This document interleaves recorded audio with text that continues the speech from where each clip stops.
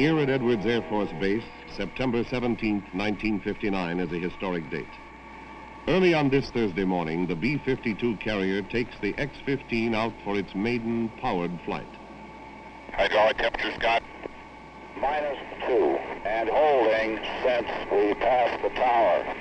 Test pilot Scott Crossfield is buckled in and ready for a ride to 40,000 feet, where he'll be cut loose for the first demonstration of this plane's abilities and performance.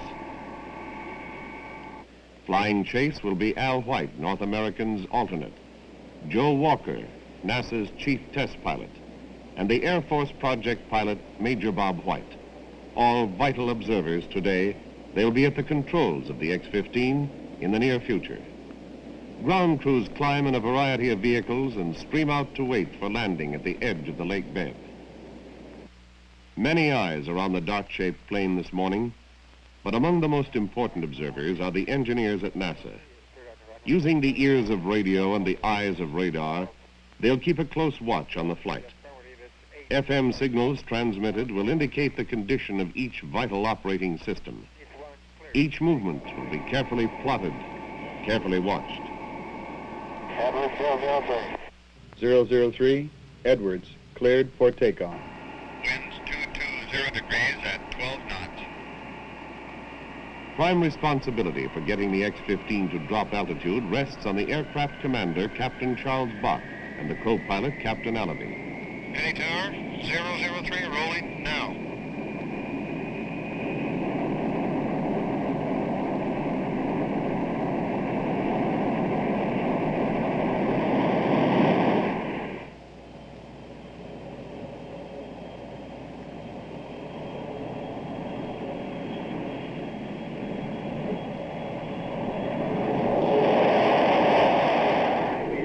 As the bomber climbs out, the litany of checkout drones on.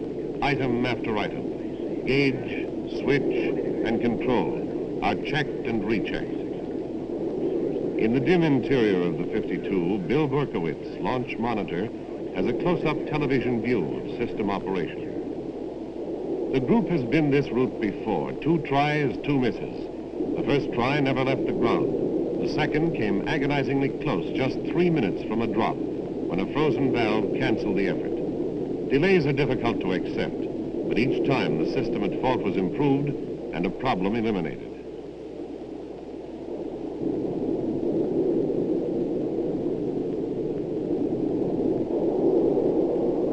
CPU is coming on now.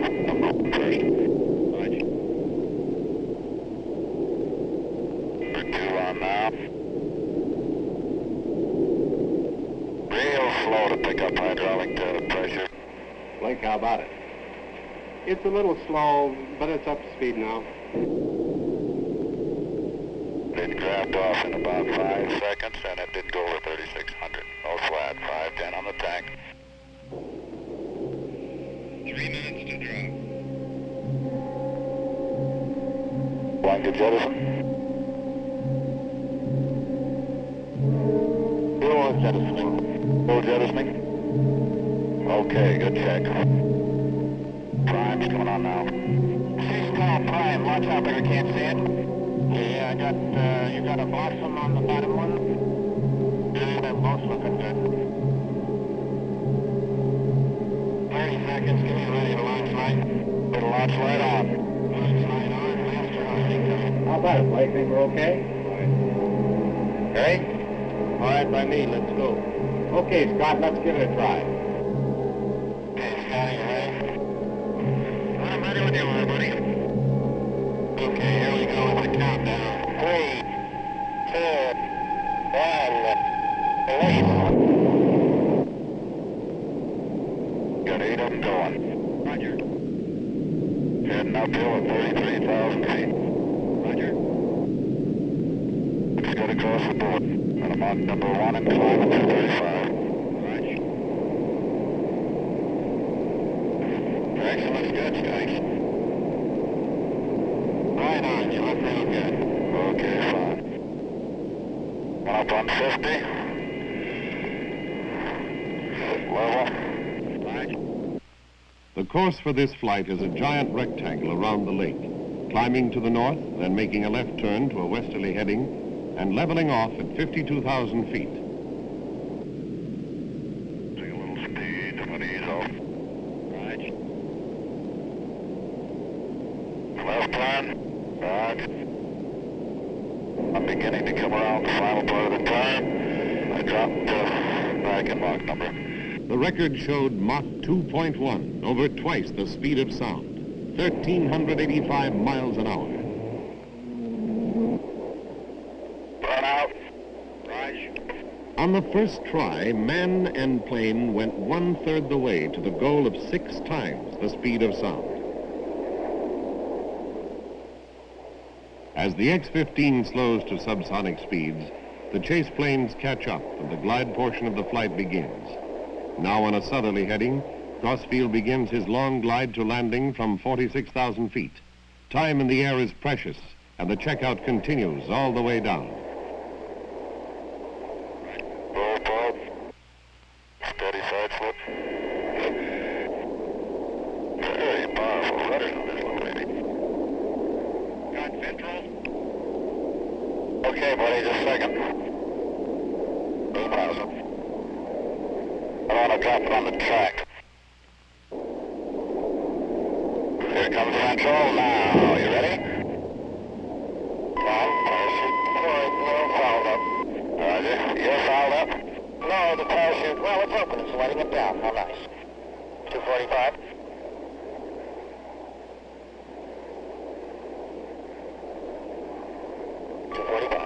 It's pretty good crosswind, isn't it? 240. Still 240.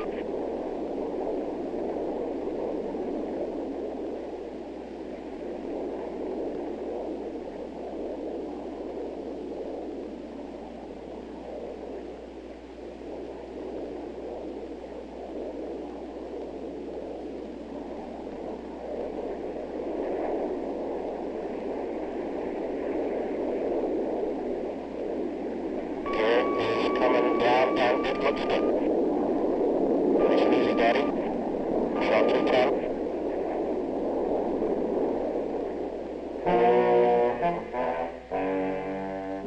Maiden flight, a success. Today, flight research took another significant step forward here at Rogers Dry Lake. This lake bed has witnessed many significant events in the history of aviation. Born this day was a new tool for flight research. Using a new machine to probe into the unknown calls for caution, and weeks later the second flight showed that the performance could be repeated and excelled. Digesting the knowledge from these first tries, the program became more ambitious, and another step up the ladder was planned, one that would extend the operating area.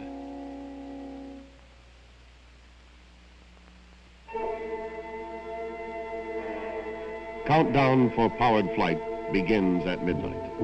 The previous week has seen many test hurdles, each one met and overcome, each one establishing with greater authority the right of the X-15 to be in this fueling area.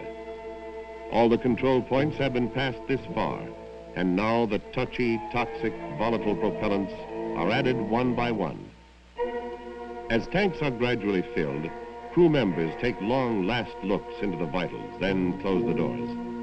Dawn finds the service cots being pulled away, with the 2 aircraft again standing ready.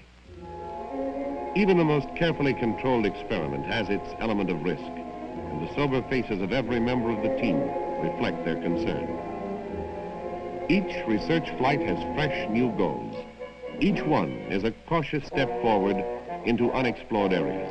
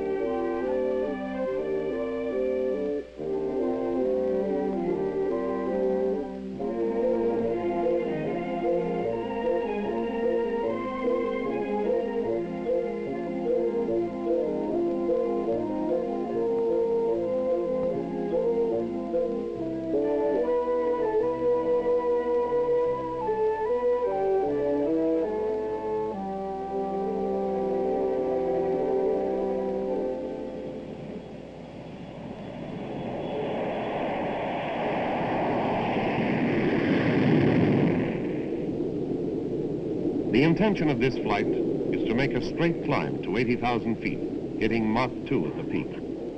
The now routine checks of plane and engine pass uneventfully, and just past 9 in the morning, the third voyage of the X-15 begins.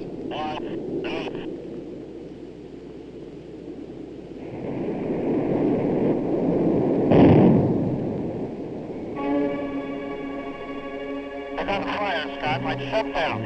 Plane shut down. Shut down. Like to shut it. Land on Rosemont.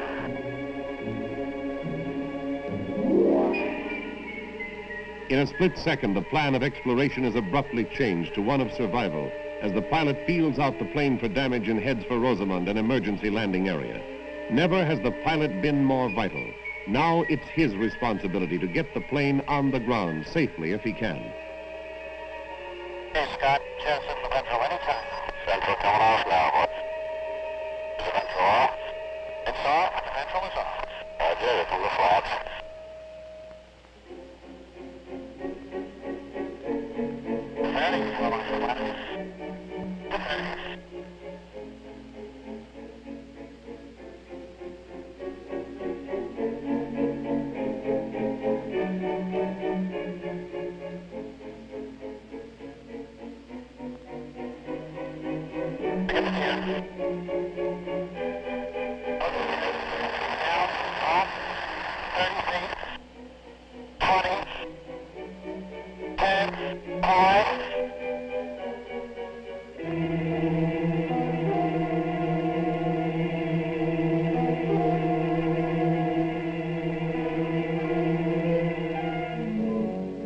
Trouble came in pairs on this day. The engine failure was complicated by a structural break, and both were at this time unexplained. The plane was on the ground, the pilot safe, but there were new problems. Investigators found that the rocket engine had suffered an ignition failure, leaving a chamber loaded with explosives. When this mixture finally ignited, the chamber ruptured. This explosion triggered another series of events leading to additional damage. Under normal conditions, the tanks are almost emptied, but jettison in a nose-down emergency glide leaves more propellants, more weight in the fuselage. Because of this increased weight, the nose of the plane had to be higher than usual during landing. Although the touchdown was smooth, the nose-up angle was beyond the design limits, and the break occurred when the nose wheels slammed to the ground. A day and a half after the accident saw the airframe in its original jigs at the factory. The damage that seemed crippling was quickly repaired and the broken halves rejoined. This whole project is one set to gain knowledge, and even from failures, lessons are learned. The fuselage was strengthened and landing gear was redesigned to absorb more shock. The rocket engines were modified to increase reliability. 5 weeks after the unsuccessful try, the plane, now whole and improved, began its trek back to Edwards Air Force Base.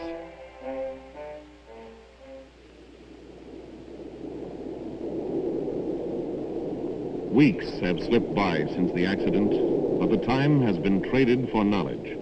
More is known now. Certain hazards have been ruled out. The machine is better, more able.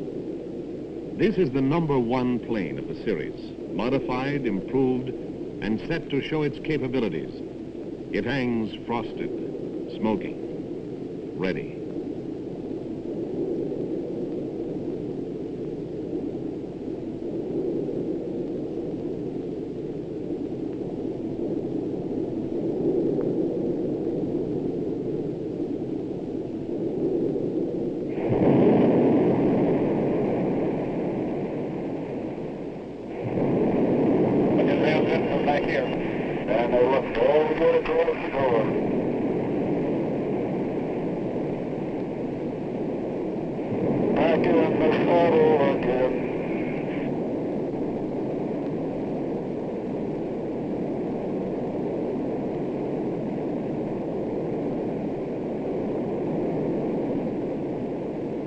Pouring on the rocket power, the X-15 streaks to a new high of Mach 2.5, 1,660 miles an hour at 67,000 feet. January saw the #1 airplane make its final qualifying flight. Delivery to the Air Force and NASA started a new crew on acceptance check and pre-flight readying. Joe Walker, Chief Research Pilot of the National Aeronautics and Space Administration, was the first to show that the X-15 is not a one-man airplane. At this time, 2 X-15s were flight ready. Number 1 was involved in the Air Force NASA program to take the airplane with its present engines and push it to the limit of its abilities. And Joe Walker's first flight denotes the start of this research phase. The number 2 plane was still being flown by North American for investigation of stability, control, flying quantities.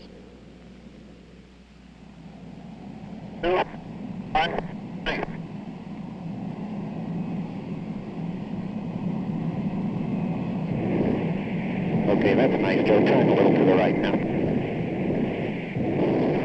I would say that's okay. Okay, we got all 8 going now. Roger, everything looks good. Okay, I'll need a second on how far out I get now. Okay. The drop was standard, the flight routine, the landing uneventful. 2 weeks later, another new face appeared. Major Bob White climbed the ladder to the cockpit to try his hand at rocket plane flying. An hour and a half later, the X-15 Pilots Club had another new member. The Air Force's project pilot had made his initial run and now was ready to start some serious research flying. The spring of the year saw a flurry of activity with 2 X-15s flying and North American racking up 9 drops with the number 2 airplane. The Air Force and NASA alternated pilots on a separate series of 9 research expeditions, flights that kept inching up on the world speed and altitude records. Both company and governmental pilots kept investigating the flight abilities of the planes in different quarters, feeling out the new machines, steadily pushing the operating area out farther, gaining confidence. All flying during this period was done with the XLR-11, the small engine package. Its thrust of 16,000 pounds was adequate for early investigations, but everyone was waiting for the big engine. The XLR-99, a brute that would blast out nearly 60,000 pounds of thrust to drive the plane to peak speeds and altitudes. This engine is installed in the 3rd and last plane of the series, which has always been slated to be the test bed for this new power plant. And Crossfield uses his time in between flights to ring out the installation. Preliminaries are out of the way, and this run will be one of the final before flight.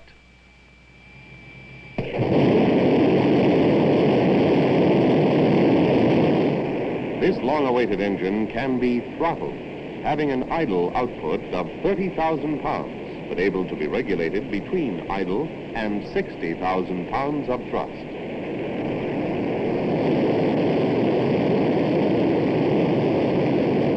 Today's runs are the climax of a long series of tests proving the installation. After this start, they're ready for flight.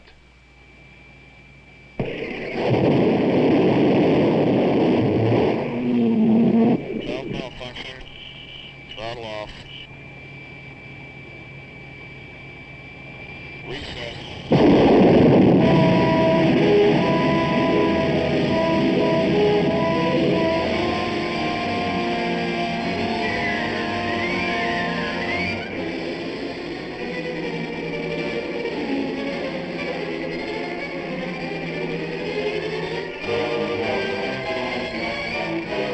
In a split second, years of planning, months of test and grinding work went up in smoke. There was only one real observer, one eyewitness, the pilot, Scott Crossfield. Scott, what was your immediate reaction? Well, it was the biggest bang that I'd ever heard. Fortunately for me and the airplane, the explosion blew the forward section, the tanks, and the cockpit out of the blaze, or out of the major part of the blaze. And the firemen were right on their toes, and they moved in to blanket the tanks and the fire area with foam. The first reaction we had was that the engine had blown up, but like many first impressions, this was wrong. As soon as the parts cooled down, a disenchanted group of engineers moved in, and as you might imagine, things were pretty well scattered about. We also took a close look at the film that you've just seen, and here are a couple of frames that gave us our first clue. Just before the blow-up, a cloud of vapor appeared ahead of the engine. So the search was concentrated on this area. Following up this lead, we found that the hydrogen peroxide tank had been rammed, smashed open. But with what? Lining up with the tank is the center structure of the ammonia tank, and its shape matched the impacted area of the hydrogen peroxide sphere. But how could this part fail? Likely through overpressure. Now, a check of the instrumentation showed tank pressures far over normal. Again, the question, why? The pressure regulator was recovered and checked. It was determined that freezing caused by the very low temperature pressurizing gas had caused the regulator to stick full open. But there's a safety, a valve to relieve overpressure. This valve and the entire release system was also checked. Here it was determined that a flow-sensitive relief valve combined with a vapor disposal equipment had created enough back pressure to fail the tank. So, a frozen regulator, a Foley relief valve, and a high back pressure relief system had gotten together and we had wrecked an airplane. The entire pressurizing and release systems were analyzed, redesigned, tested, and retested. We ran the combination time after time, deliberately creating the most severe failures possible. Weeks passed before we and everyone else were convinced that the problem was licked. As a measure of how the confidence was restored, here is what happened on the 4th of August. On this historic date, Joe Walker let out a yip of joy. He had just pushed the modified small engine airplane to a new speed record, then made his report to the public. Joe, how does it feel to be the fastest living human? I don't know if I feel much different than I did yesterday, except that the waiting for the flight is over finally. 6165. Call it back area, Joe. Roger. Gyro look good? Good boy. Please over. Go. Burn out. +3+. You made it.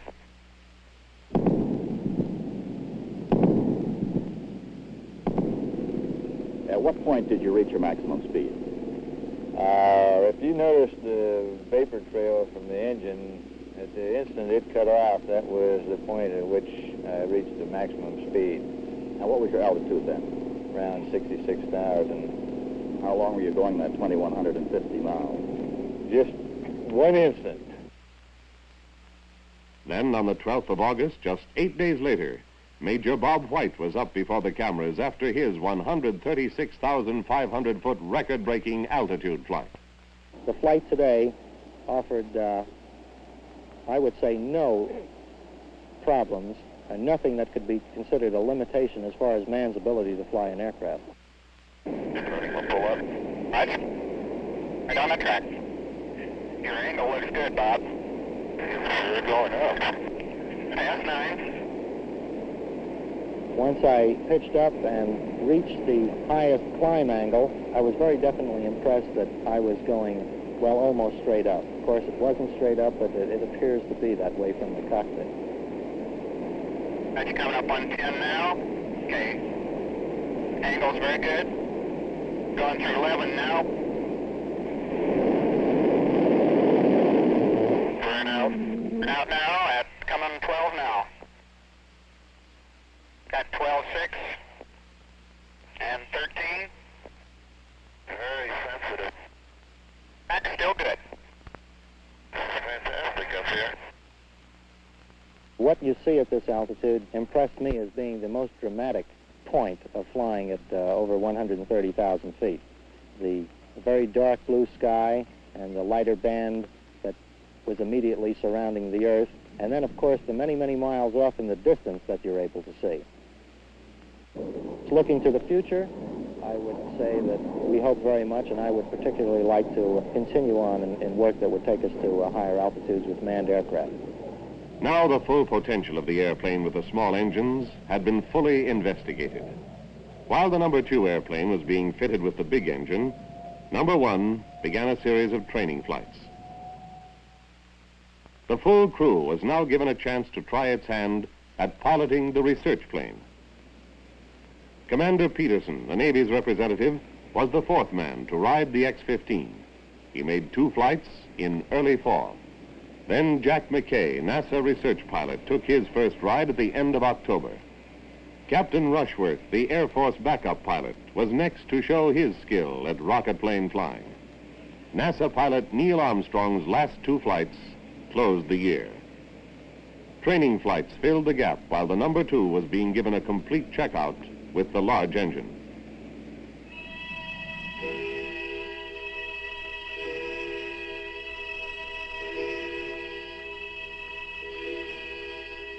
Since that ill-fated day in June when the explosion ripped the number 3 ship in half, maximum effort has been exerted toward getting another engine and installing it in Ship 2.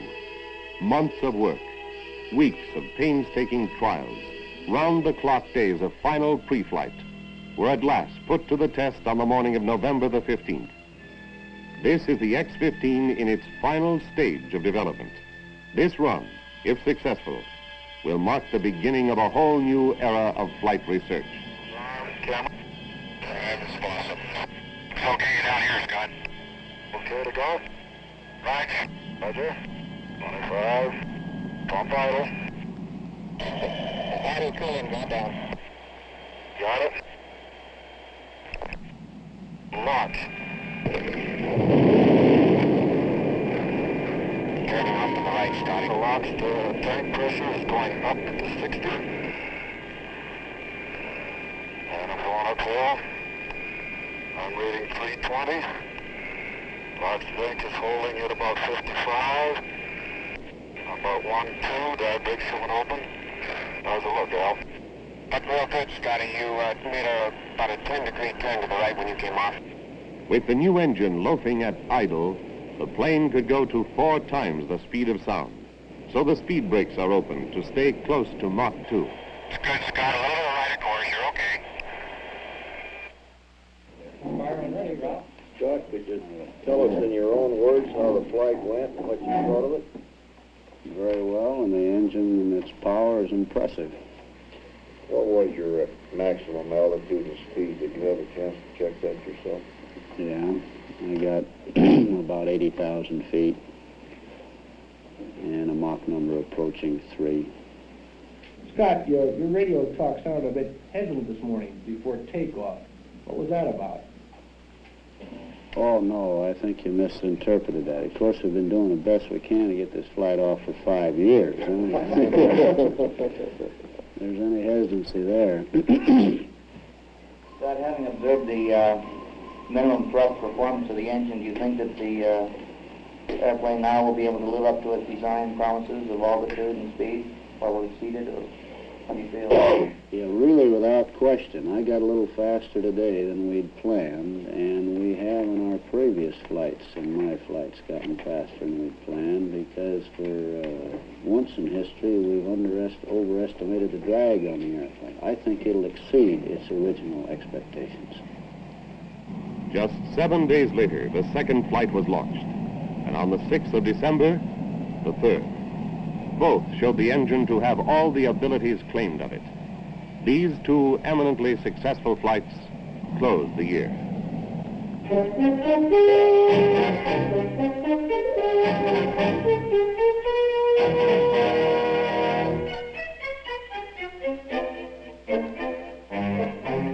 But the story of the X-15 stands not in the past, but in the future, when every flight is a record breaker, when every trip away from the B-52 is an unparalleled research mission.